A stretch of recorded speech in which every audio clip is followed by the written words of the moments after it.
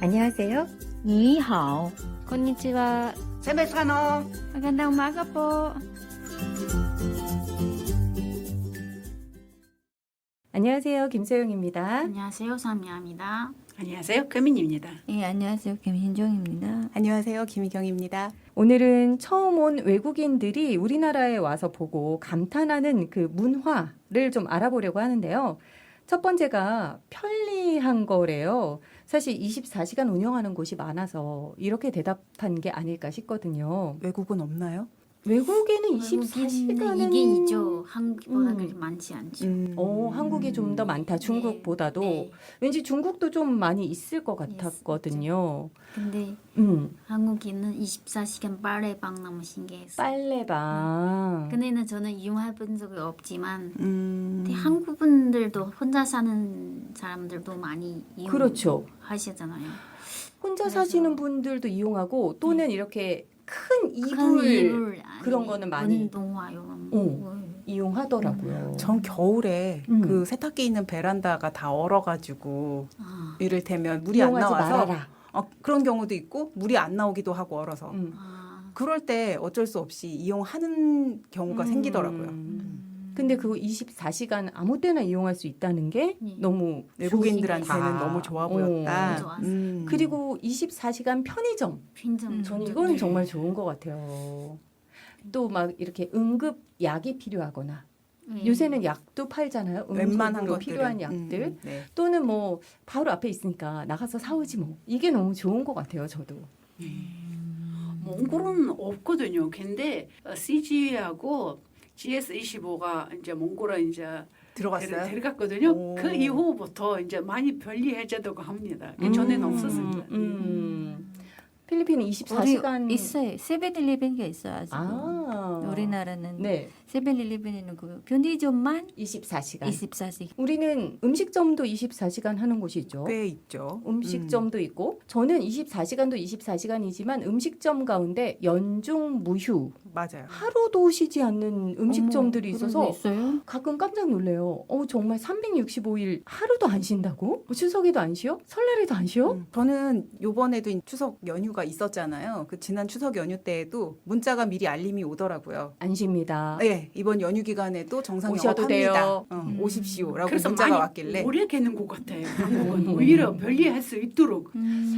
근데 이제 그러면서도 이분들 일하시는 분들은 괜찮을까라는 걱정도 또 살짝 되기는 하지만 이렇게 음식점들도 있고 또 카페도 24시간 하는 곳도 있고 그렇다 보니까 좀 편리하다고 생각하는 것 같아요. 근데 그것과 함께 같이 가는 게 안전함이 아닐까 싶어요. 이렇게 24시간 하는 곳들이 불을 밝히고 있으니까 더 안전하다고 또 같이 느끼는 게 아닐까. 안전함을 두 번째로 많이 꼽는다고 하더라고요. 맞아요. 저도 그렇게 찬성합니다. 이 이야기에는 정말 안전적인 나라라고 볼 수 있어요. 특히 이제 몽골 같은 경우도 이제 여행 안전적인 나라 1위잖아요. 그래서 정말 안전. 자랑하신 거죠? 그럼요.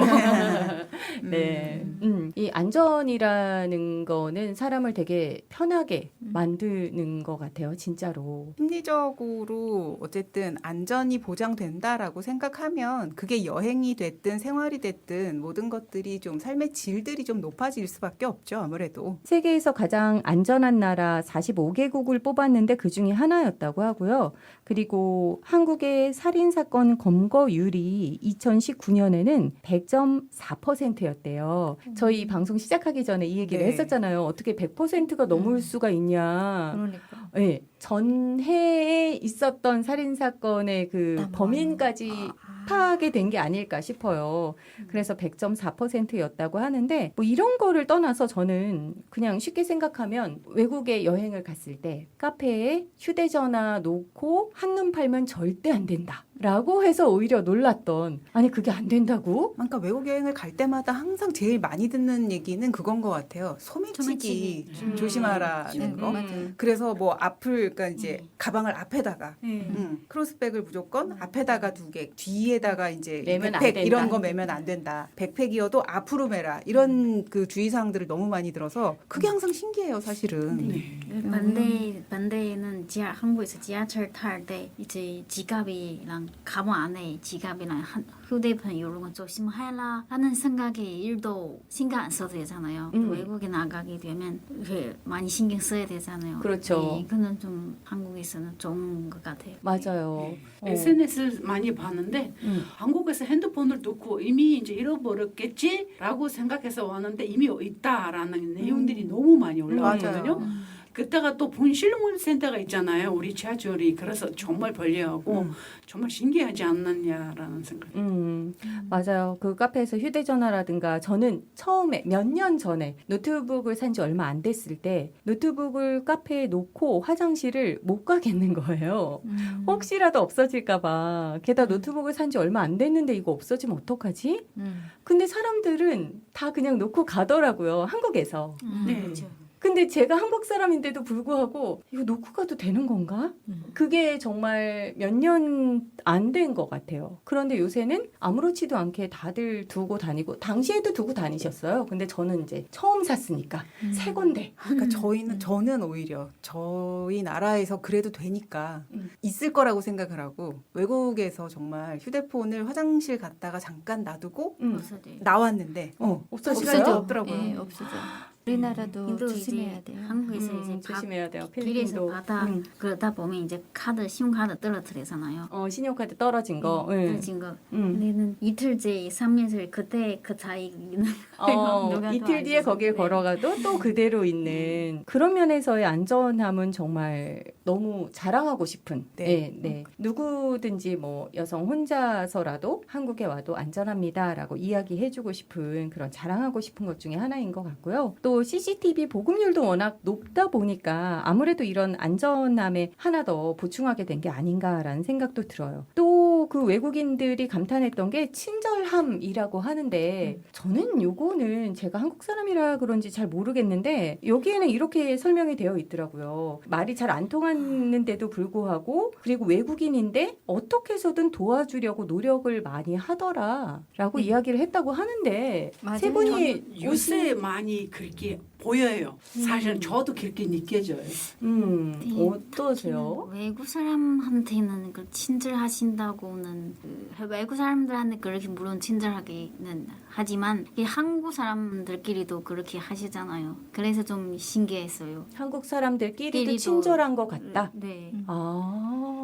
기본적으로 뭐 그래도 길을 물어보거나 음. 뭐 이랬을 때 그래도 비교적 같은 진짜 한국 사람끼리도 웬만하면 친절하게 가르쳐 주는 편이죠. 안 되면 날아가기도 하고 정말이에요. 저도 그런 거 있는데 집에 와야 되는데 어떻게 했는지 어떤 남자분이 물어보거든요. 나는 그 성남에서 가야 되는데 지하철 타고 싶어서 빨리빨리 했는데 어디로 타면 되는지 어디 내려야 되는지 잘 몰라. 끝까지 지금 지하철까지 지가 타는 것도 같이 가서 같이 여기서. 가고 여기 내려서 물어봤더니 집이가 어디냐면 왕십리래요. 근데 그래서 방향이 같지도 않은데 끝까지는 뭐 소민가요? 되는 소민인가 아니라 그 한글말 좀 서둘러서니까 끝까지 저기 모란까지 했더라고요. 정말 감사하네요. 그래서 죄송한데 지금 맛있는 거 줄까요? 너무 고마우셨구나. 너무 고마워서 왜냐면 물어봤더니 그 집이 그 왕십리 가는 길에 여기까지 와서 그래서 진주라는 사람이 있구나. 그런 사람가 있더라고요. 맞아요. 이렇게 막 끝까지 어떻게 해서든 도와드리려고 애쓰는 그런 경우들도 있는 것 같기는 해요. 저는 약간 오히려 제가 약간 부정적으로 봤었나 봐요. 왠지 한국 사람이 그렇게 친절하지는 않을 수도 있다라는 생각을 잠시 했었는데 또 얘기를 다 듣고 보니까 맞아요. 저도 그런 경우들을 당해본 것 같기도 하고 저도 웬만하면 또 도와드리려고 했던 것 같아서 그렇게 생각하면 한국 사람들이 또 친절하구나라고 느껴지기도 하네요. 자, 한 가지만 더 이야기를 해보자면 한식을 많이 뽑았어요. 한식에 많이 감탄을 하고 가신대요. 여행 왔다가. 네, 정말 건강식 이제 음식들이 너무 많다 보니까 정말 배우고 싶은 분들도 많고 그리고 관심이 오히려 더 2000년대 그때 당시보다 훨씬 더 많이 관심 가지게 있지 않았나라는 생각 들어요. 저도. 한국에서 가장 만족했던 활동이 뭐냐라고 물어봤더니 1위가 식도락 관광이었대요. 먹는 거. 그걸 1위로 뽑았고 더군다나 이제 식당에 가서 좋았던 게 호출하는 그 버튼 있잖아요. 그게 너무 편하고 좋았다. 그런 것도 굉장히 좋아하기도 하고 신기하기도 하시더라고요. 그러니까 물 같은 게 우리가 외국 나가 보면 사 먹어야 그렇죠. 되는데. 사 먹어야 되는데 물도 주고 그리고 밑반찬 같은 것도 우리는 웬만하면 많아요. 나오잖아요. 그렇죠. 근데 외국에는 그런 문화들이 아니고 다 계산을 해야 되는 문화다 보니까 이럴 수도 있구나 하는 게 되게 흡족해 하는 외국인들을 많이 본 것 같아요. 그리고 우리는 이제 먹고 부족하면 이거 좀 더 주세요. 그쵸. 그러면 또 또 추가로 그쵸. 또 추가 주시니까. 요금 없이. 그리고 저는 한식이 좀 자랑스러운 부분은 그런 건 것 같아요. 종류가 상당히 다양하다는 거.